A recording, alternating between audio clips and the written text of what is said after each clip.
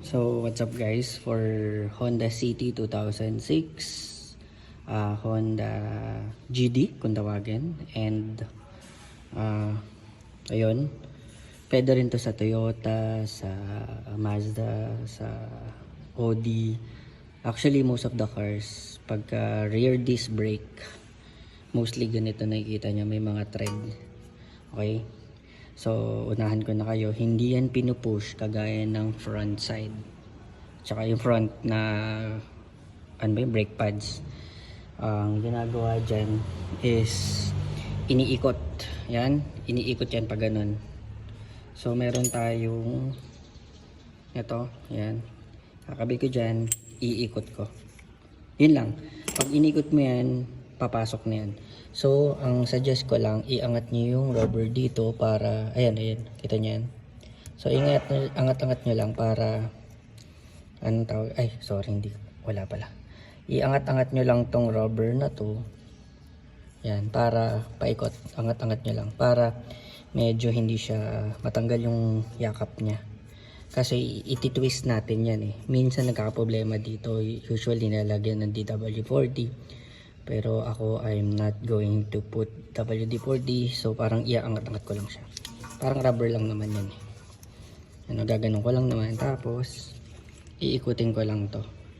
So basta ganun, kaya pansin nyo ganyan ka ano yan, kataba. Pero subukan natin, kasi hindi ko maangat eh, ay hindi ko mapipihit ng isa lang ang kamay. So hanap tayo ng pwesto. Ayan, so subukan natin na videohan para nakita nyo. Sorry, nalaglag.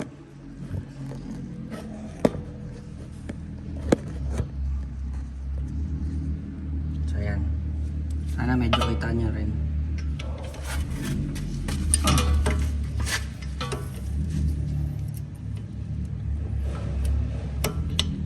Ay, bago nyo pala to gawin, buksan nyo yung eto, buksan nyo to.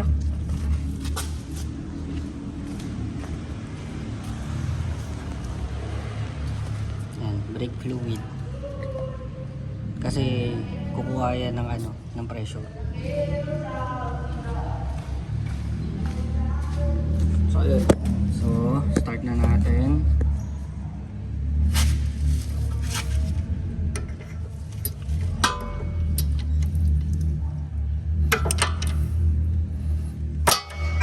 Counterclockwise.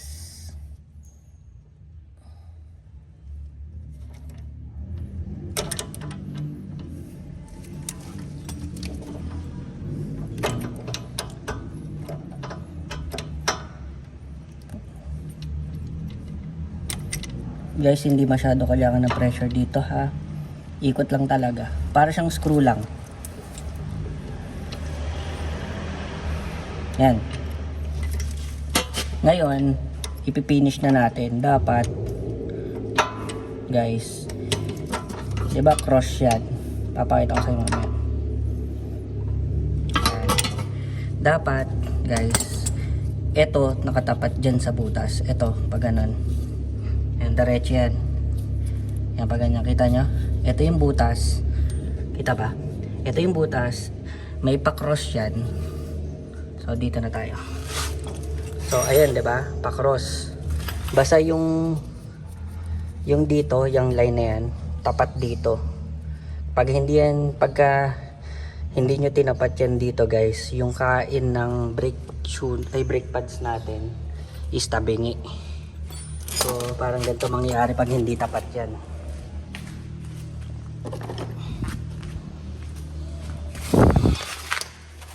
Yan. So ang mangyayari diyan, di ba ang kain dapat pantay. Ang mangyayari, ito manipis, ito makapal. So dapat yan yung ano, napaka-importante niyan guys, sa kasa lang may alam halos niyan. Sa mga gumagawa dito, hindi alam. Okay? So most of the mechanic hindi alam to. So ayun. Ayun, sana na-gets nyo, and ayun. Thank you for watching and see you in my next video.